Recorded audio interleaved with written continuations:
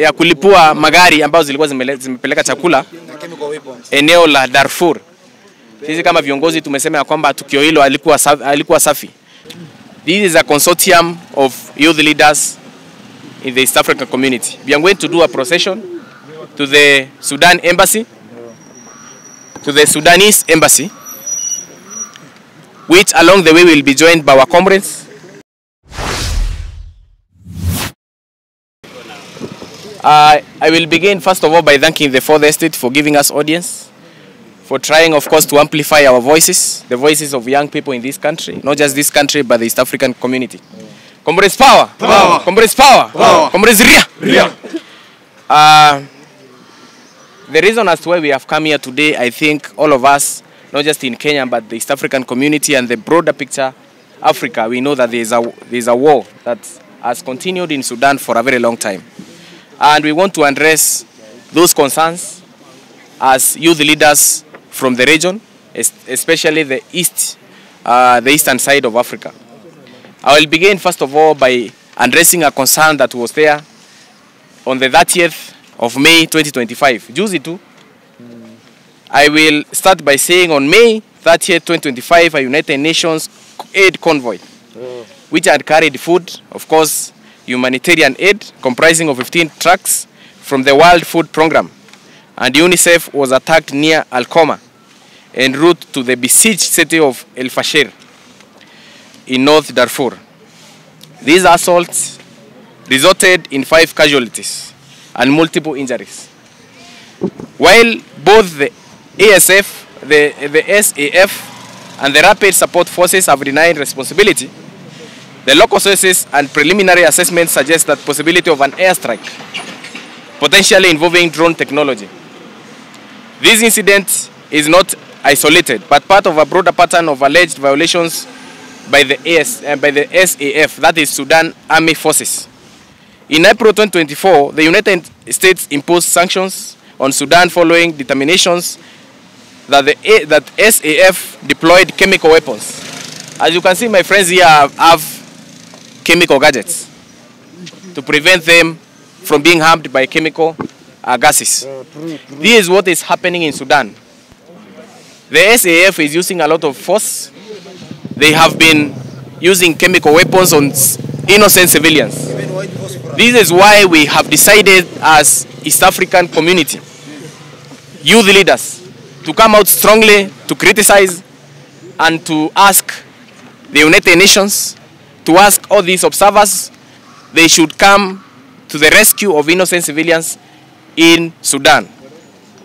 The attack on the United Nations convoy underscores the escalating humanitarian crisis in Sudan and the urgent need for accountability and adherence to international and humanitarian laws. I will begin by saying that this is a consortium of youth leaders in the East African community. We are going to do a procession to the Sudan embassy, to the Sudanese embassy, which along the way will be joined by our comrades. We'll be having a team of more than 500 people, 500 youth leaders. And after this event, I'm not impressed. So we are going to be joined by our comrades along the way. We will not cease to fight for peace in Sudan. We'll do another procession to the United Nations headquarters. We'll do another procession in the East African community headquarters at Arusha. And finally, we'll do a procession in the African Union headquarters at Addis Ababa. Our main call is peace and cessation of war in Sudan. Viva! I will read this statement which I released to the media also to get a picture of what we are fighting for. We gather here at a time of sorrow, outrage and reckoning. This because of the unfolding crisis in the Republic of Sudan, which is not just domestic implosion, and it is an African crisis. It is a humanitarian calamity of staggering proportions, and more than that, it is a moral test for all who claim to stand peace and dignity for African principles. The war that erupted in April 2023 between the Sudanese Armed Forces, SAF, and the Rapid Support Forces has led to the largest internal displacement crisis in the world today. with over 13 million people uprooted and at least 2 million forced to flee Sudan's borders. Cities like Khartoum, Al-Fashir, Nyala, El Obeid, once centers of commerce, culture, and education, now echo with sounds of artillery and glyph. Comrades, power! Power! We are saying this because the calls as to why we are here is because so many students in this country who have been displaced from Sudan, they have been complaining, saying that their education is not thriving because of lack of peace, because of this war. They have been forced to come to Kenya, where education is peaceful. Now we have seen it wise, of course, to speak for the voices of the oppressed, the hoi polloi, the people who are dying like chicken. This is something we must stop. Comrades, power! Power! Let me speak plainly. This war is not waged in the name of the Sudanese people. It is being waged against them. From Darfur to Gezira, from the Blue Nile to Khartoum state, innocent civilians have been killed, starved, and brutalized. These are not mere collateral casualties of conflicts. These are the deliberate victims of political war waged by generals with no mandates and no mercy. Comrades, power! Power! Reports of chemical weapons usage, ethnic cleansing in Darfur, the targeting of women through mass rape, the destruction of humanitarian corridors, paint a picture of a war that has crossed every line of human decency and international law. We condemn these acts unequivocally. These are war crimes, and if verified, they are crimes against humanity. Comrades, power! Power! As the East African Students' Union, representing the youths and students from across our region, we affirm our solidarity with Sudanese people, and we must speak to the truth behind political dynamics. The RSF, under the leadership of General Mohamed Dagalo Hemeti, has consistently voiced for a civilian-led transition, for justice for victims of violence, and for inclusive governance that reflects Sudan's rich diversity. Comrades, power! Power! While war is never desirable, we recognize RSF's stated position in favor of handing power to the people. This is something actually is happening in Uganda and also our neighbor Tanzania, whereby the oppressed, the people, the common people, the hoi polloi, the have-nots, they want a democratic rule, whereby the people have a voice. They are voting directly. To their preferred candidates. This is the same thing we are advocating for, and the same even our leadership in Kenya is advocating for.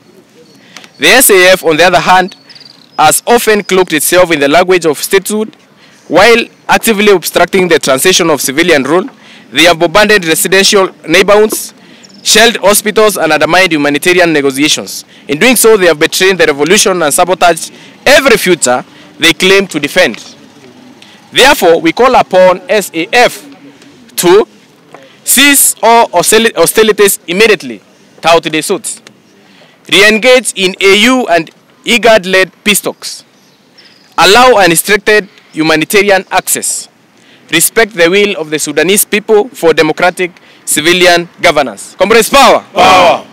We also address the East African region and clarify the matter that has turned unfortunate misunderstanding. His Excellency William Samoei Ruto of Kenya, he met with RSF leadership. Comrades, power! Power! He was not endorsing one faction over the other. He was upholding Kenya's long-standing tradition of principled peace diplomacy. Comrades, power! Power! President Ruto's door remains open to all parties. His agenda is peace, not politics. We condemn this courage in stepping forward when others have remained passive. Sudan means mediators, not spectators. Comrades, power! Power! Comrades, power! Power! We must also address, finally, we must also address the critical gap, language, and access to information. The bulk coverage of Sudan crisis remains in Arabic, inaccessible to major East Africans. This has enabled misinformation and distorted narratives to thrive. We urge regional media, our local media especially, to bridge this gap by investing in translation, context, and grassroots reportage. As I finish, I would like to say, and to the youth of this moment, Let us organize, educate, and stand in radical solidarity with our Sudanese peers, from Kampala to Kigali, from Nairobi to Juba. We must raise our voices not as tribal bigots or blocks, but a Pan-African generation determined to end wars, will not start, and to build democracies that serve the people. In conclusion, the East African Students' Union calls for an immediate and unconditional ceasefire, protection of all civilians, especially women and children, prosecution of all parties involved in war crimes and violation of international law, support of Sudanese-led civilian transition backed by inclusive regional diplomacy. Let us not be remembered for what we ignored, but not what we confronted.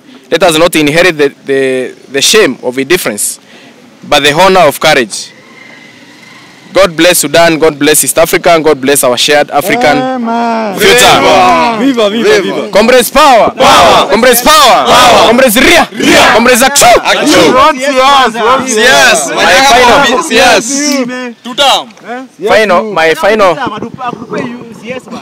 My final remarks are very simple. My final remarks are very simple.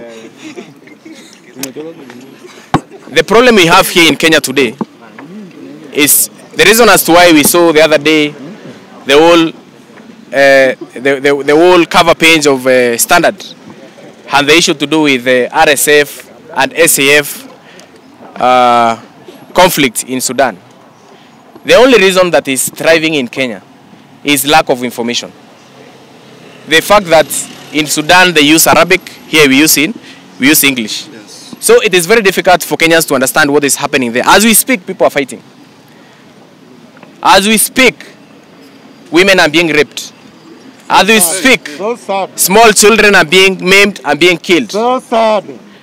If you Google very well, you realize that children as less as 1 year old, they are being raped. Shame. By the military in Sudan. Now, if you ask me as a youth leader in Kenya and East Africa, to be silent when young people are being raped, I'll tell you we shall not allow, we shall not keep quiet. Yes. Comrades, will we allow? We shall not allow. Any kind of inhumanity. Any kind of inhumanity here. Any kind of inhumanity here is inhumanity everywhere. Yes. Any injustice here is injustice everywhere. We want everyone to understand that our President William Ruto is intent in supporting the opposition in Sudan. Yes. Is not based on diplomatic problems or rather starting war between diplomatic war between Kenya and Sudan. He was simply saying that all we want as Kenyans is peace. Yes. All we want as Kenyans is a cessation of war. Peace is paramount. Peace is paramount. Yes. So apparently that is done for today. What we wanted is to do a peaceful procession to the Sudanese embassy. Peace. Along the way, we'll be joined by our comrades. I think finally we'll have a team of more than 500 youth leaders drawn from all countries across East Africa to tell the Sudanese embassy as Kenya. We are non-partisan. We are non-partisan. We are non-partisan partner in the East African bloc. We don't want to support any side. Yeah. But obviously we want the cessation of war. We want peace. Support peace. So that is our call. Support peace. Kile ambayo tunasema kwa ufupi ni ya kwamba kama Wakenya ama viongozi wa vijana Afrika Mashariki ama Jumuiya la Afrika Mashariki, mimi ni mwenyekiti wa wanafunzi wa Jumuiya ya Afrika Mashariki, na ombi letu ni kuwe na uwiano kwa nchi ya Sudan. Ndio pia wananchi wa pale Sudan wakuwe na huru ama amani ya kufanya mambo yote yenye wanataka kufanya. Hili tukio ambalo lilifanyika tarehe 30 ya mwezi wa 5 juzi tu, ilikuwa tukio ambayo airstrike ama missiles zilitumika kubomb ama kubomb inaitwa aje na Kiswahili? Kubomb ya kulipua magari ambazo zilikuwa zimepeleka chakula eneo la Darfur. Sisi kama viongozi tumesema kwamba tukio hilo alikuwa safi. Na pia we must condemn, lazima pia tukatae ama tunasema ya kwamba jambo ambalo lilitumika walitumia kemikali hatari. White phosphorus. Bwana, you need dangerous my brother. You should capture that. White phosphorus. Yeah, walitumia kemikali. Majenerali wa Sudan walitumia kemikali kwa raia ambao hawajafanya jambo lolote. Na hiyo tukio alijakuwa mzuri sana sababu limekataliwa na United Nations na pia these other international bodies. Asante sana. I think Nasema amani. Kwa ile gate, process ukipiga hii tupatiza shots. Menua manini mnaimba kidogo. Shots kidogo. sawa. Manyara tumesema watu wa South Sudan. Yes. Haya tuanze.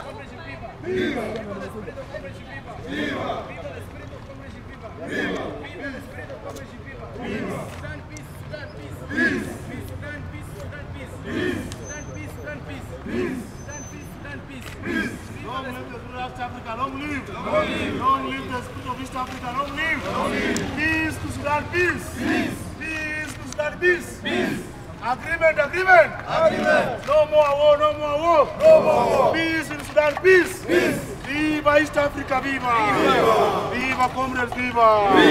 Viva Manyara President! Viva! Viva CS! Viva!